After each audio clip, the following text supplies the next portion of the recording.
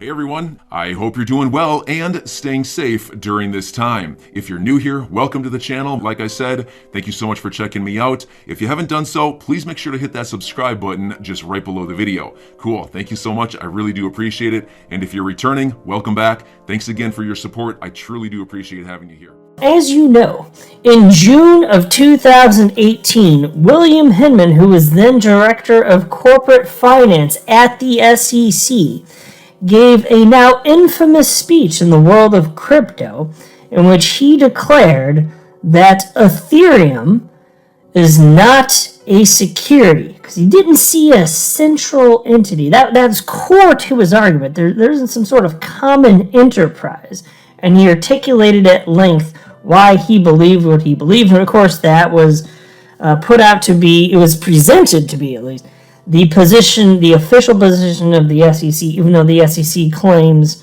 that they've never had an official position on the SEC. You know that whole story, right? Well, it turns out that although XRP always would have passed even the Hinman test from 2018 better than Ethereum, it now is the case that Ethereum may not pass that test anymore. Not even the Hinman test, at least not soon. Why? Well, it has to do with a change coming to Ethereum, switching from proof of work to proof of stake.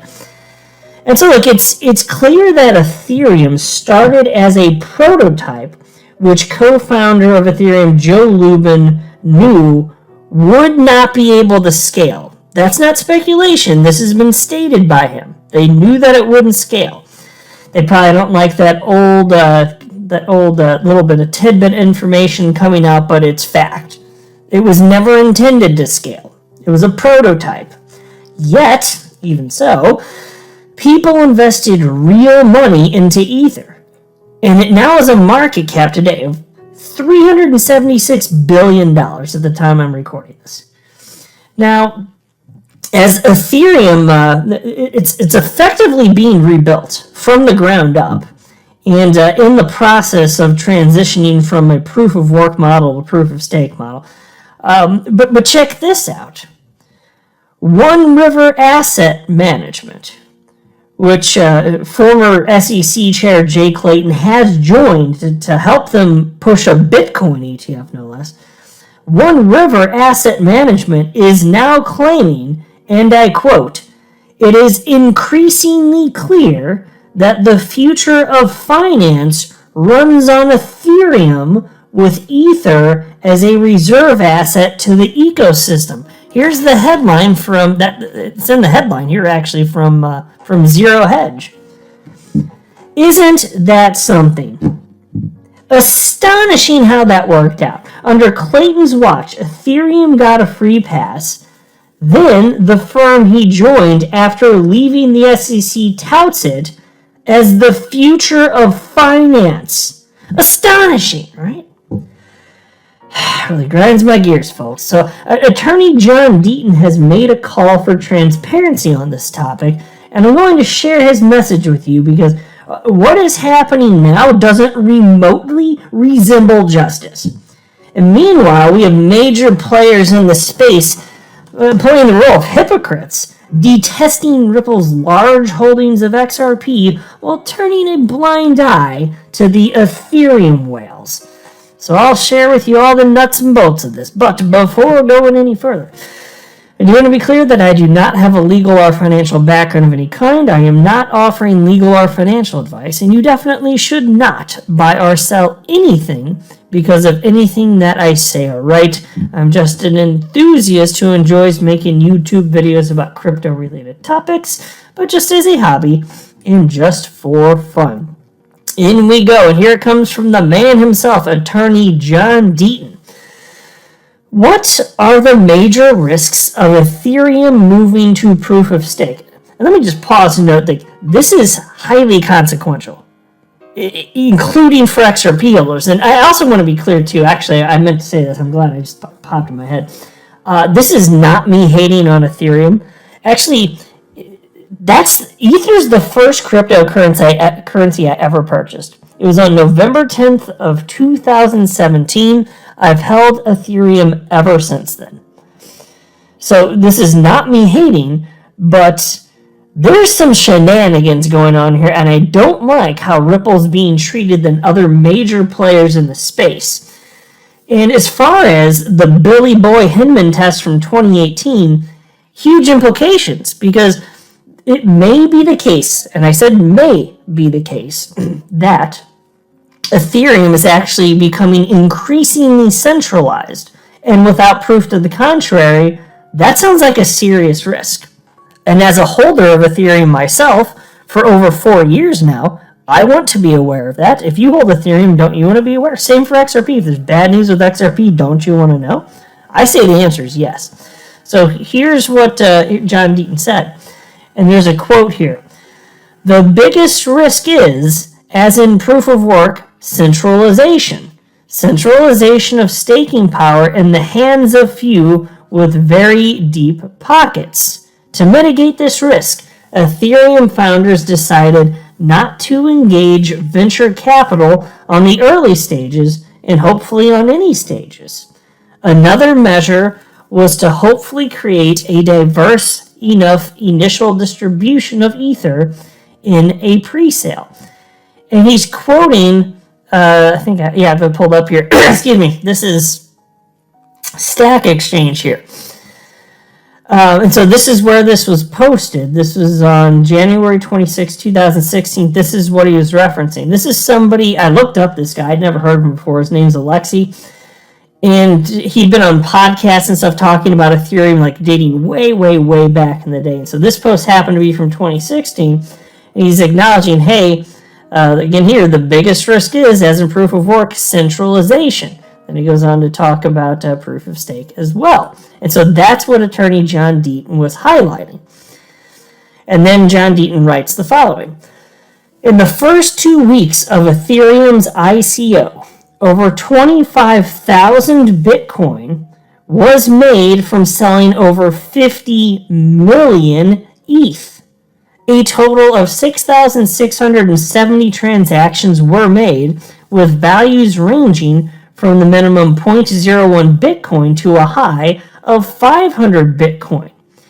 Vitalik Buterin admitted, quote, the majority of purchases occurred at the end, end quote. And he also stated this. Here's another quote from Vitalik. Shows that Ether purchasers are generally a rather sophisticated audience. And I'll note that he got this. He's quoting this from blog.ethereum.org. This is posted by Vitalik Buterin. Here you can see it's on your screen. August 8th, 2014, when there were 28 days remaining in the Ethereum ICO. And then attorney John Deaton continues. Joseph Lubin and other Ethereum founders should be barred from criticizing other protocols as centralized until they provide transparency related to token concentration. For example, the blog stated Ethereum founders avoided venture capital at the early stages, but Lubin has stated that JP Morgan has been involved from the beginning. Vitalik wrote that 6,670 transactions took place. Of these 6,670 transactions, how many people or entities were involved? Vitalik called it the NWO, New World Order, and dispelled the belief that VC was heavily involved. But how diverse was it? We know that it was encouraged to disguise whales with multiple wallet addresses.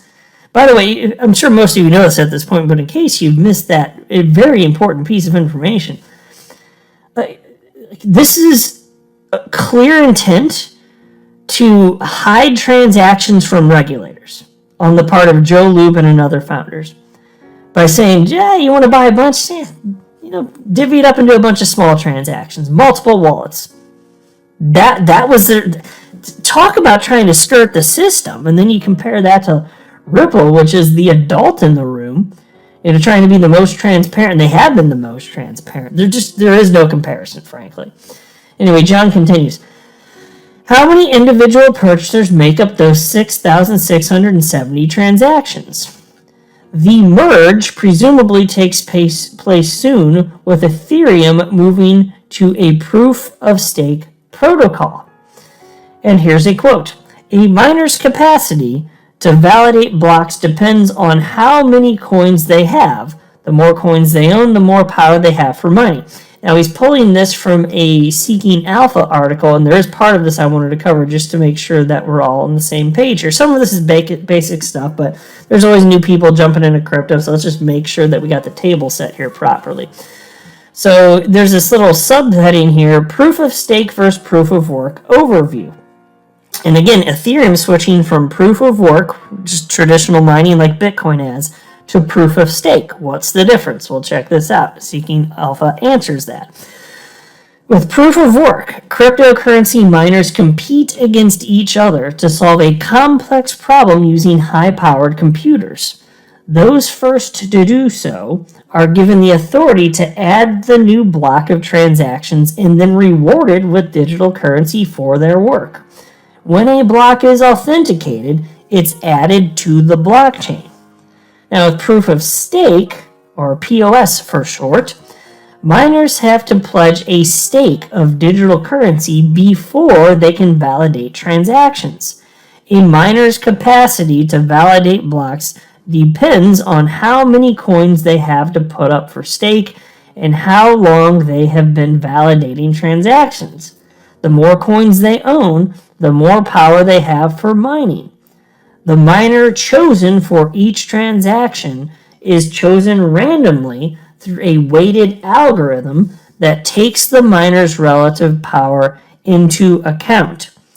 So proof of work requires increasingly fast computers, the use of significant energy resources, and processes that eventually slow down transaction times as a cryptocurrency network grows. A proof of stake was developed as an alternative to proof of work because of concern about how much energy proof of work uses, its environmental impact, its vulnerability to attacks, and questions about its scalability.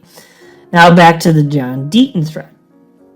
He wrote, if validating blocks depends on how many coins you have, and the more coins you have equals more power over the network, how do you invest in ETH 2.0 not knowing who owns that? Lubin said Consensus owns a significant amount of ETH. What is significant? How much does JP Morgan own?